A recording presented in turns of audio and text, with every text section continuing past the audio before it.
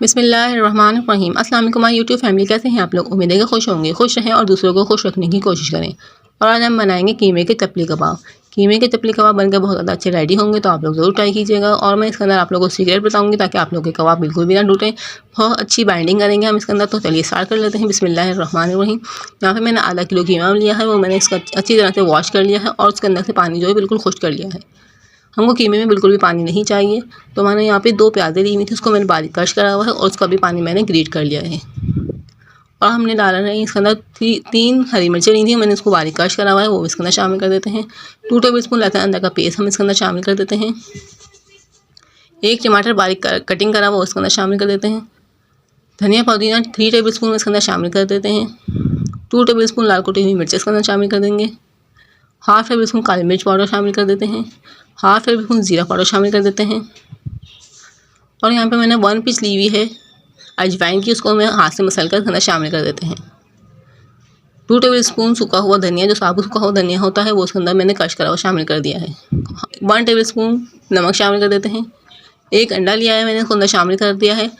अंडे से भी बहुत ज़्यादा अच्छी बाइंडिंग होती है, तो आप लोग अंडा भी शामिल कर दीजिएगा।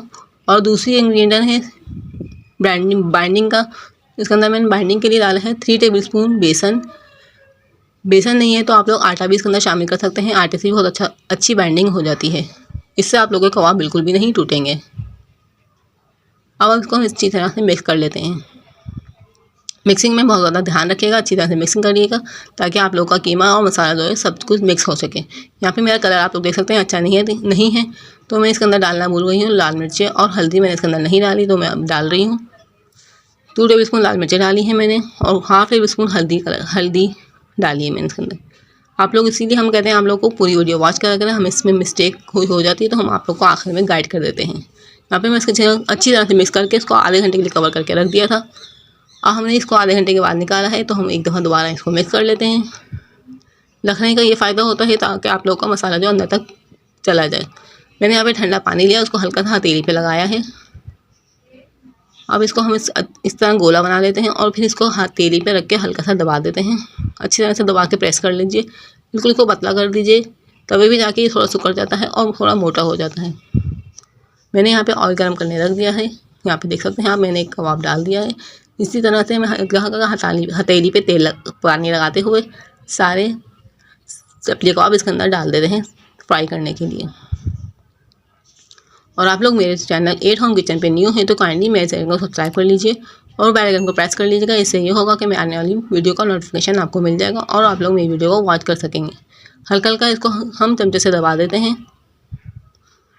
इस तरह से हम सारे चपली कबाब रेडी कर लेंगे और हल्का सा इसका गोल्डन कलर आ जाए तो हम इसकी साइड चेंज करेंगे।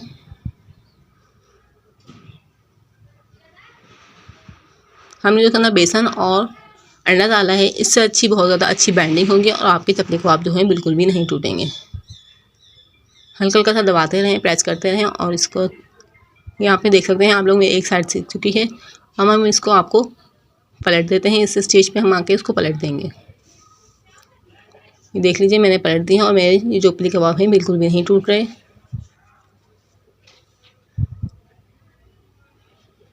और आप लोगों को मेरी वीडियो पसंद आए तो मुझे कमेंट बॉक्स में ज़रूर बताइएगा और वीडियो को हमारे ज़्यादा से ज़्यादा लाइक कीजिएगा, ज़्यादा से ज़्यादा हमारे चैनल को सब्सक्राइब कर लीजिएगा। ज़्यादा से ज़्यादा हमारी वीडियो को शेयर किया करें, ये आप लोग का प्यार होता है हमारे लिए। यहाँ पे आप लोग देख सकते हैं मेरे सारे चपली कबाब बनकर रेडी हो चुके हैं। अब मैं आपको इसको डिश आउट करके दिखा देती हूँ। यहाँ पे आप लोग देख सकते हैं मैंने आप लोगों को दिखा दिया है। और आप लोगों को मेरी रेसिपी पसंद आए तो मुझे कमेंट बॉक्स में ज़रूर बताइएगा। और मिलते हैं नेक्स्ट वीडियो में, तब तक के लिए अपना बहुत ज़्यादा ख्याल रखिएगा और दुआओं में याद रखिएगा।